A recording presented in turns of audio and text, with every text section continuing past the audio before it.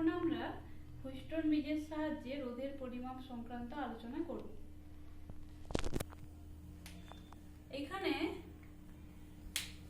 চিত্রে আমরা একটা হুইস্টন ব্রিজের চিত্র অঙ্কন করেছি। হুইস্টন ব্রিজের 4টি রোধ থাকে। কিভাবে? এই যে এখানে চিত্রে আমরা দেখিয়েছি এ বি সি ডি। এর মধ্যে এ এবং বি এর মধ্যে পি রোধ থাকবে, বি এবং সি এর মধ্যে কিউ রোধ থাকবে, এ এবং ডি এর মধ্যে আর রোধ এবং সি ও ডি এর মধ্যে এস রোধ। এই 4টি রোধ এইভাবে থাকবে, P Q R S. B এবং ডি বিন্দুর মাঝখানে এইখানে একটি গ্যালভানোমিটার দেওয়া থাকবে। এই গ্যালভানোমিটারে কারেন্ট পরিমাপ করা যায় এবং এ সি বিন্দুর মাঝখানে একটি তড়িৎ কোষ লাগানো থাকে, যার তড়িৎ চালক বল বললাম ই। পরীক্ষাতে প্রশ্ন আসে হুইস্টন ব্রিজের প্রতিমিত অবস্থার শর্ত বের করতে। কিভাবে করব আমরা? এইখানে হুইস্টন ব্রিজটা প্রতিমিত অবস্থা, তার অর্থ কি না, এই কোষের এটা ধনাত্মক প্রান্ত, এটা ঋণাত্মক প্রান্ত, তাহলে এই প্রান্ত থেকে আই তড়িৎ প্রবাহিত হয়ে আসবে এবং এইখানে এসে দুটো ভাগে ভাগ হয়ে যাবে। পি রোধের মধ্য দিয়ে I1 প্রবাহ, আর রোধের মধ্য দিয়ে I2 প্রবাহ যাচ্ছে। প্রতিমিত অবস্থার শর্ত হলো এই গ্যালভানোমিটারের মধ্য দিয়ে কোনো তড়িৎ প্রবাহিত হবে না, অর্থাৎ গ্যালভানোমিটার প্রবাহ IG সমান 0 হবে। তাহলে কি হবে? এই যে I1 তড়িৎটা প্রবাহিত হয়ে আসছিল বি বিন্দুতে এসে সে আর এদিকে যাবে না, বি থেকে এই পথে I1 কারেন্টটা প্রবাহিত হয়ে সি বিন্দুতে আসবে এবং যেটা I2 কারেন্টটা আসছিল এই পথে সেটা এদিকে না গিয়ে এই এস রোধের মধ্য দিয়ে সি বিন্দুতে আসবে এবং পুনরায় আবার এই পথে চলে আসবে। অর্থাৎ আমরা পুরোটা আরেকবার দেখে নিচ্ছি। I তড়িৎ প্রবাহিত হলো, এদিকে I1, সেটা এই পথে যাবে না, এই বরাবর আসবে এবং I2 প্রবাহ এই পথ দিয়ে চলে আসবে, দিয়ে এখানে আসবে। প্রতিমিত অবস্থার শর্ত কোনটা? P by Q equals to R by S. এই যে P by Q equals to R by S, এইটা হচ্ছে প্রতিমিত অবস্থার কন্ডিশন। এইটা আমরা প্রমাণ করব কিভাবে? পরীক্ষাতে প্রমাণ করতে পড়ে।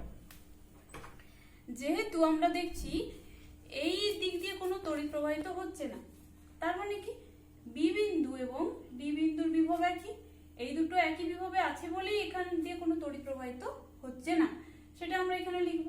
যেহেতু IG ইকুয়ালস টু 0, তাহলে আমরা কি বলতে পারি? VB ইকুয়ালস টু VD, অর্থাৎ বি এবং ডি বিন্দুর বিভব একই। এবার আমরা এখানে কারশফের সূত্র লাগাবো।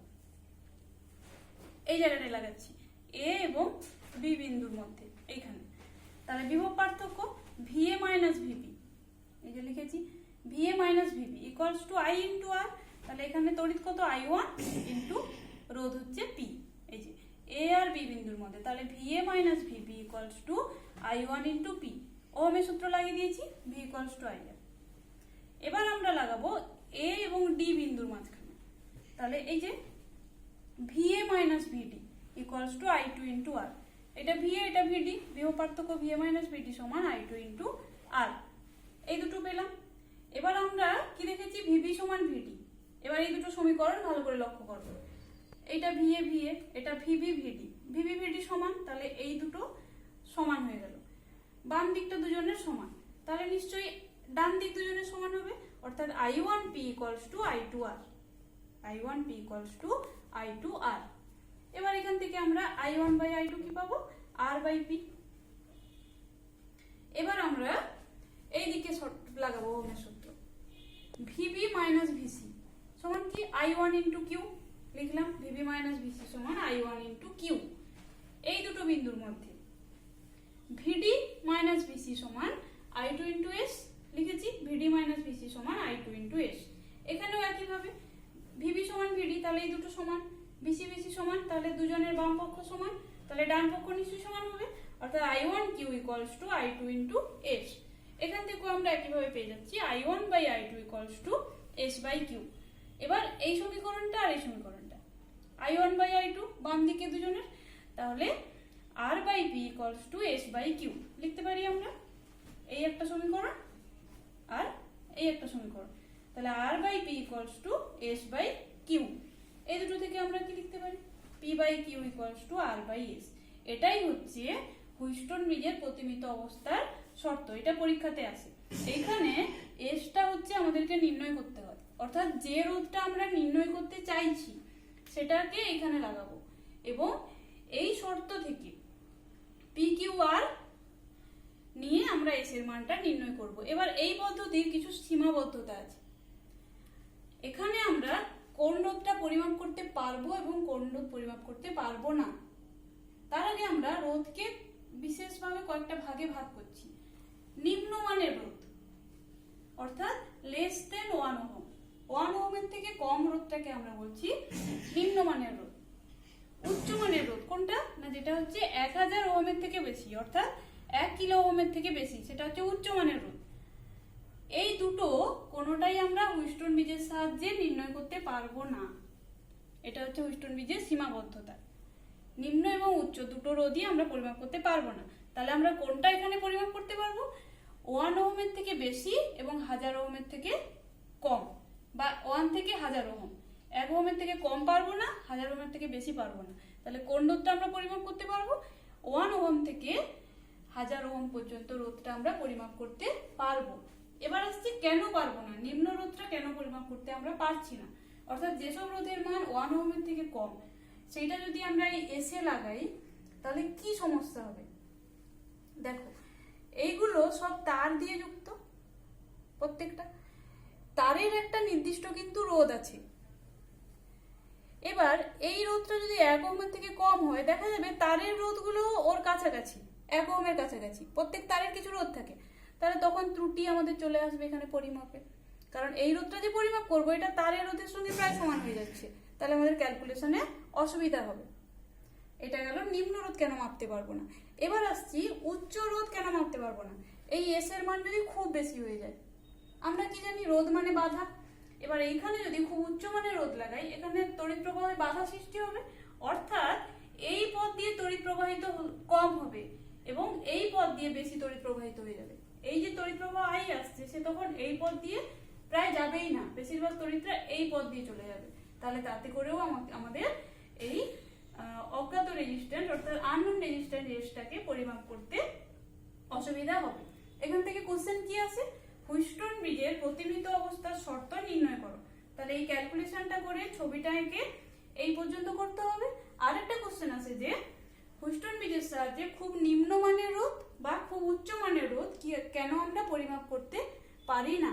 এই দুটো কোশ্চেন এখান থেকে খুব ভালো করে করতে হবে।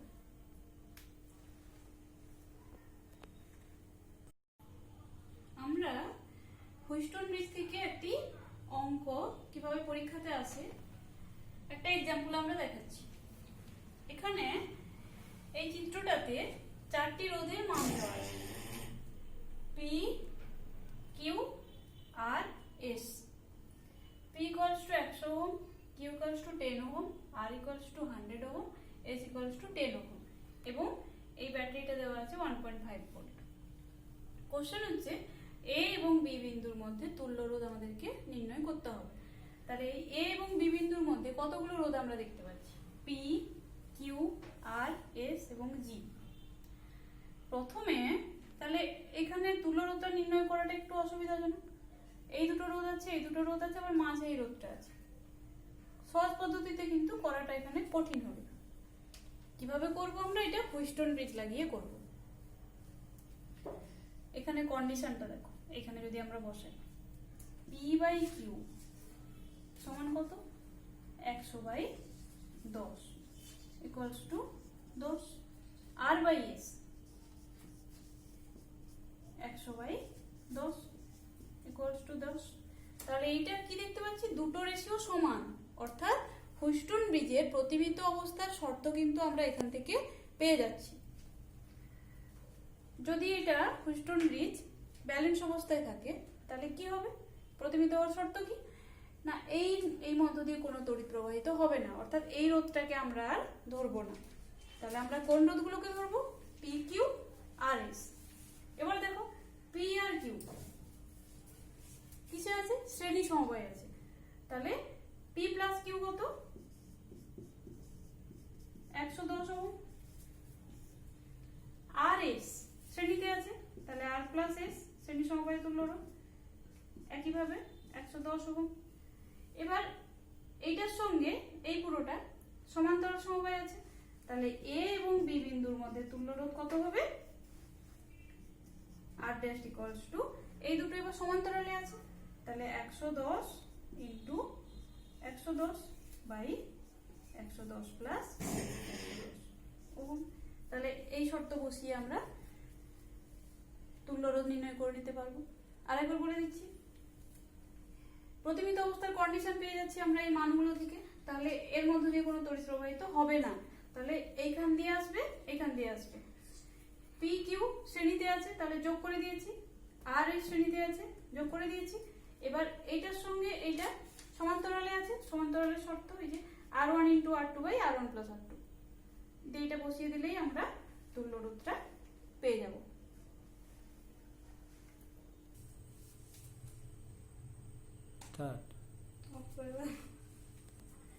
এখন আমরা মিটার ব্রিজ সম্পর্কে আলোচনা করব।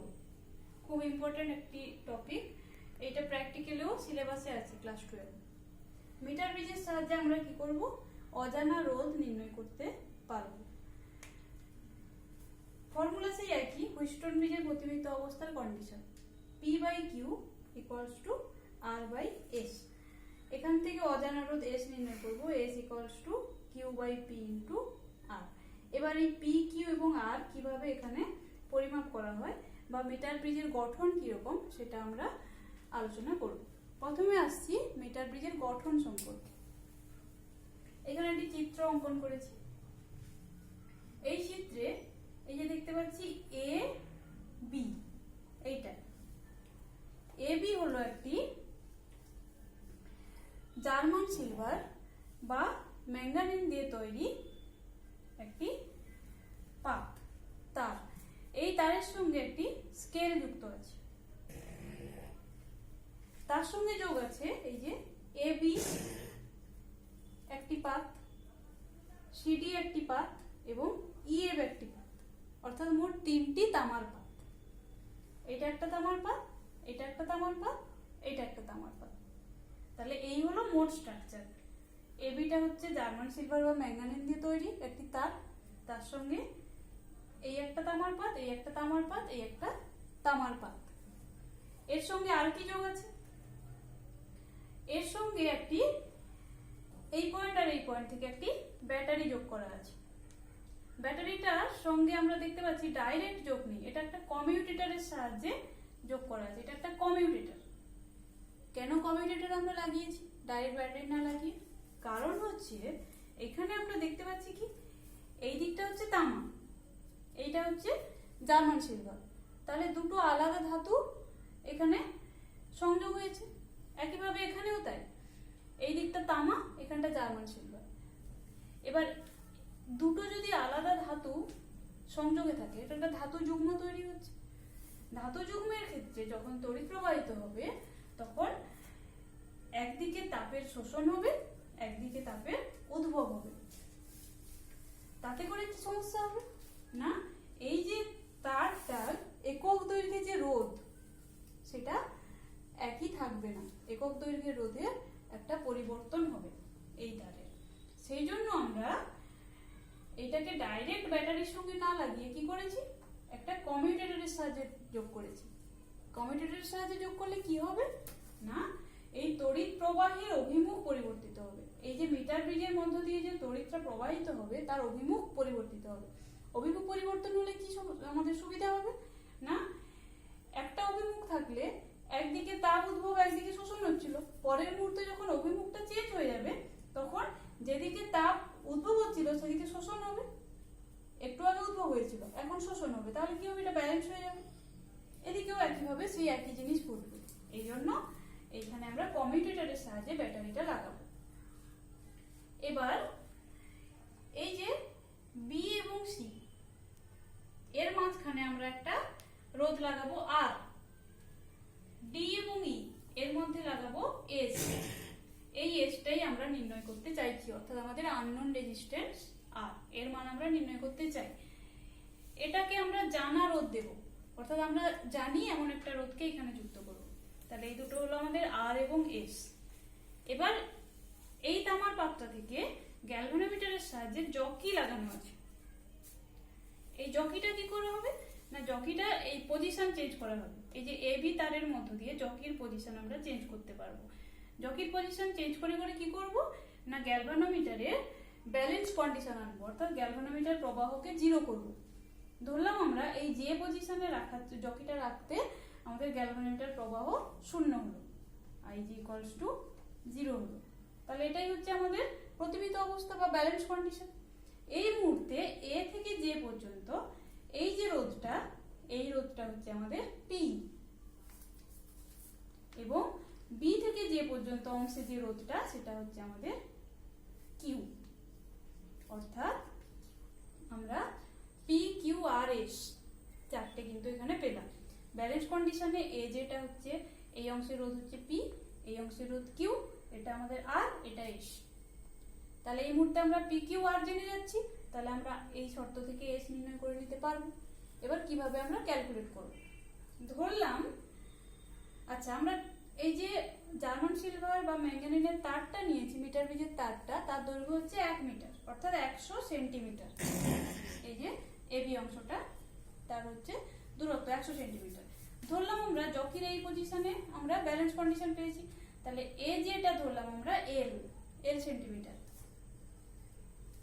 তাহলে বি যে কত 100 মাইনাস এল সেন্টিমিটার। এবার আমরা ধরছি এই তারটার একক দৈর্ঘ্যের রোধ হচ্ছে রো, রো হচ্ছে একক দৈর্ঘ্যের রোধ। তাহলে পি কত হবে, পি এর দৈর্ঘ্য কত এল, তাহলে পি রোধটা হবে এল ইন্টু রো, এবং কিউ কত হবে, তাহলে 100 মাইনাস এল ইন্টু রো, যেহেতু রোটা হচ্ছে একক দৈর্ঘ্যের রোধ, তাহলে এল দৈর্ঘ্যের রোধ কত এল ইন্টু কিউ, আর হচ্ছে 100 মাইনাস এল দৈর্ঘ্যের রোধ হচ্ছে 100 minus L into rho. P Q পেয়ে গেলাম, তাহলে এখানে বসিয়ে দেবো এবার S equals to Q by P. তাহলে কিউ এর মান বসাবো, বাই পি বসাবো, রো রো কেটে যাবে, 100 minus L by L into R. তাহলে আমাদের প্র্যাকটিক্যাল কি করব, আমরা প্র্যাকটিক্যাল করব কি, জকিকে চেঞ্জ করে করে আমরা নাল কন্ডিশন খুঁজবো, অর্থাৎ আইজি কোথায় জিরো হচ্ছে, গ্যালভানোমিটার কোথায় শূন্য প্রবাহ দেখাচ্ছে, সেই মুহূর্তে এ থেকে যে দৈর্ঘ্য আমরা এই স্কেল থেকে পেয়ে যাব সেটা এল। তাহলে এখানে বসাবো 100 মাইনাস এল, আর আরটা তো আমরা জানা রোধ আমরা দিয়েছি, তাহলে এখান থেকে আমরা এস ক্যালকুলেট করতে পারবো। এই হচ্ছে আমাদের মিটার বিজের ধারণা। এটা প্র্যাকটিক্যালেও সিলেবাসে আছে, স্কুলে এটা প্র্যাকটিক্যালে করা